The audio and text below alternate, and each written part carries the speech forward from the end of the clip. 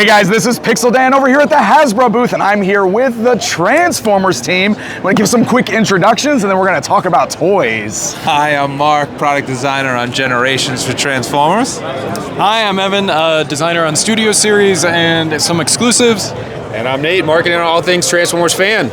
Excellent, excellent. Well, thank you guys so much for taking the time to talk with us. There was a panel yesterday, there's new reveals, there's always exciting stuff at Comic-Con, so if you could maybe walk us through some of the new stuff. Of course. All right, amazing. Let's grab the camera and you tell me where to start here. Please, let's start off at Combaticon. Blastoff here. He's a limb, right arm of Bruticus.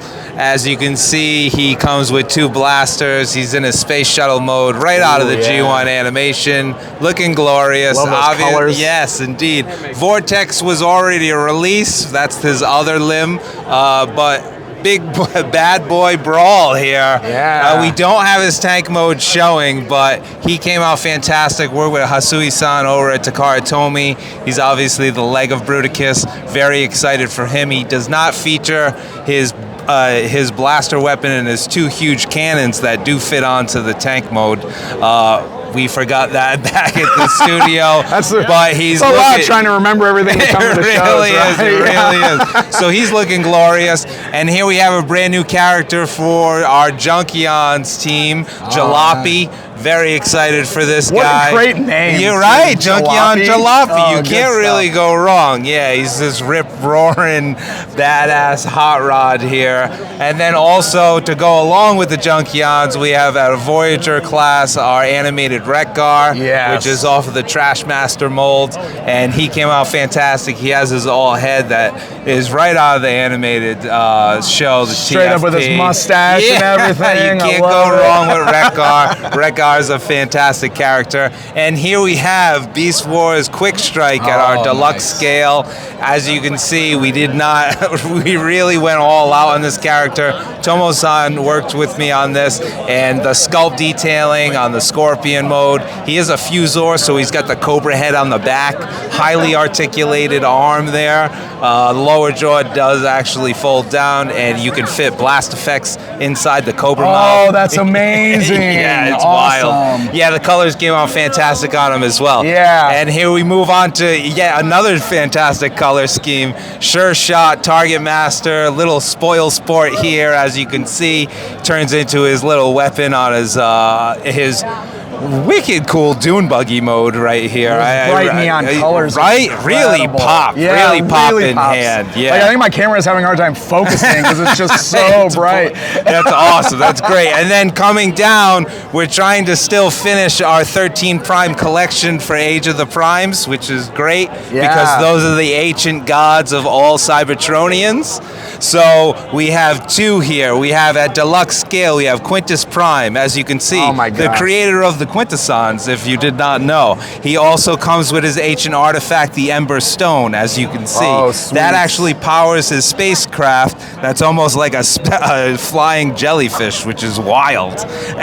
A mysterious jellyfish character. No, I love Anyways, it. Going when it along, gets weird, that's the best. It's getting weird. Like, And Amalgamous Prime, as you can see, he's spinning around now. So he actually is at our Voyager scale, and he turns into a spider tank, but also you can break him apart just like our other weaponizers and make many different modes with him. So unlimited modes, because he is a shifter. His ancient artifact, the transformation cog, is coming around. That's the first time we were ever to be able to make a transformation cog that actually does fit into the back of his head and become his pupil. So you know, obviously, Shockwave is the descendant of Amalgamous Prime because they both got the one eye, maybe Whirl. So yeah, super excited about this whole entire program. And going over to the next case. All right. Leader class, big convoy here, which is the Woolly Mammoth Maniac, the one-man army. We're finally doing him. Obviously following our Commander Magmatron.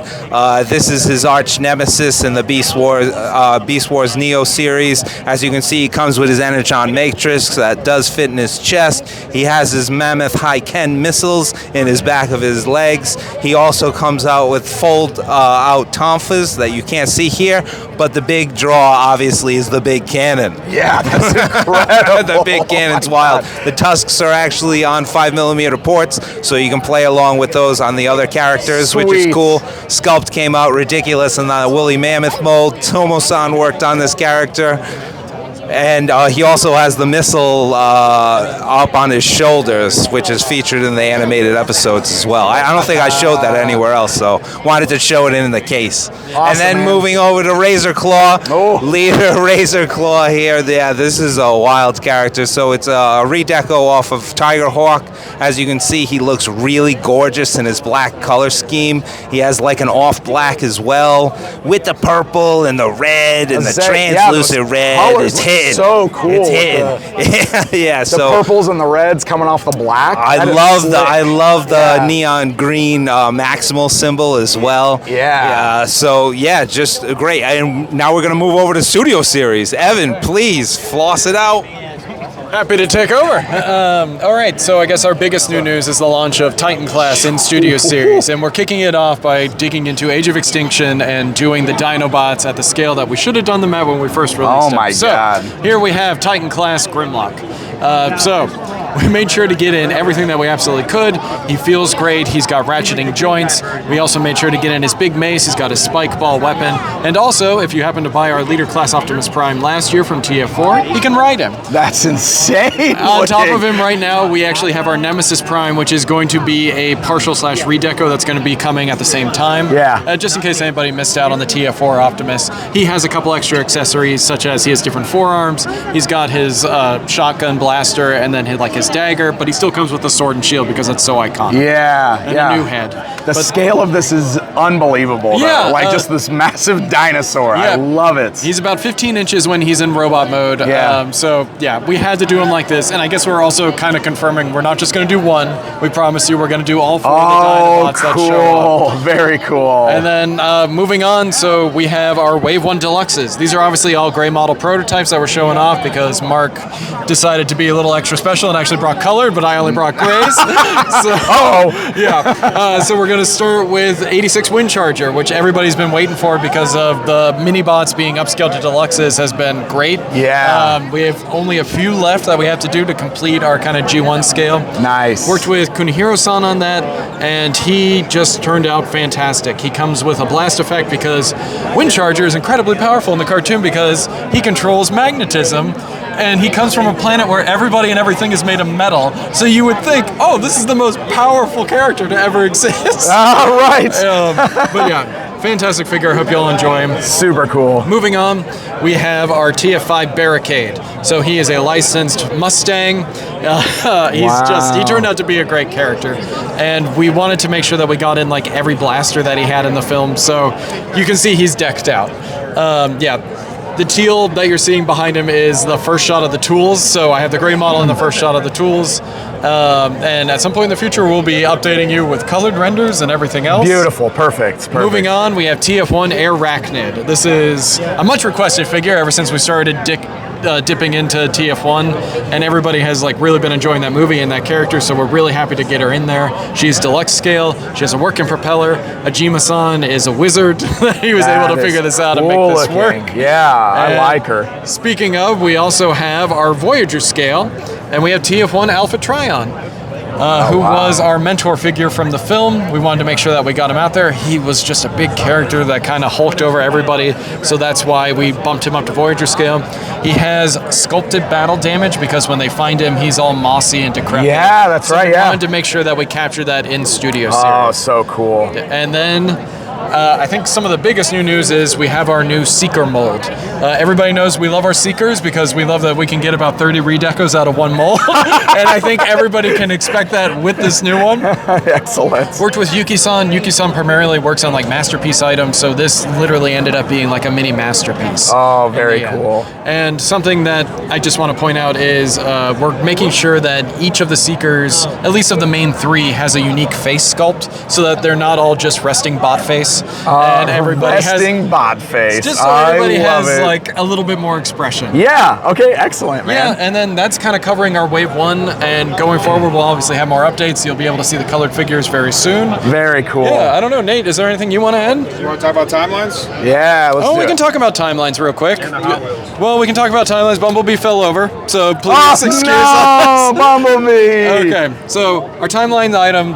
essentially the Optimus Prime and the Starscream have already come out, and everybody has been really enjoying them. This is from the Hearts of Steel comic from about 20 years ago, something that fans have been screaming at us to make toys of for about 20 years, and we're happy to finally dig in there. The Bumblebee and Megatron are a see now, buy now here at the convention, but they'll go up for pre-order in a month. Is that about right? Or Yeah, pretty soon. yeah, so they'll be available very soon for the general masses, and they're just fantastic, iconic designs of that Industrial Revolution age. I love them. I love them. I love that Who doesn't cannon. love a good train? Oh my God. that cannon's The cannon, the trains. Yeah, that's a really great idea. And then the last thing I guess we'll talk about is our San Diego Comic-Con exclusive for the year is we're dipping our toe into the Energon universe and how everything great has been coming out of Skybound. So this is our Void Rivals pack, referencing the very first issue of Void Rivals. Spoiler alert, sorry, Jetfire shows up. Oh. But this is Darak and Solia, the main characters of Void Rivals. Fantastic figures. They're done in O-ring style. O-ring style, baby. I love it. Yep. We just wanted to embody the 80s toys feel that was coming out of that comic, so we thought that was a great way to do that. Nice. And then it's just a classic redeco of Jetfire to give him that tune-accurate colors that everybody's been asking us for. Super cool. But yeah, is there anything else? Well, I did want to look at the Hot Wheels ones down here too. Nate, you That'd can be talk great. about Yeah, let's talk about the Hot Wheels. So this is our latest collab item. Great partnership with Mattel. So the first two, when we met with Mattel, they're all right, which one should we do? In my mind, we were already going after Twin Mill. They confirmed, yeah, we got to do Twin Mill.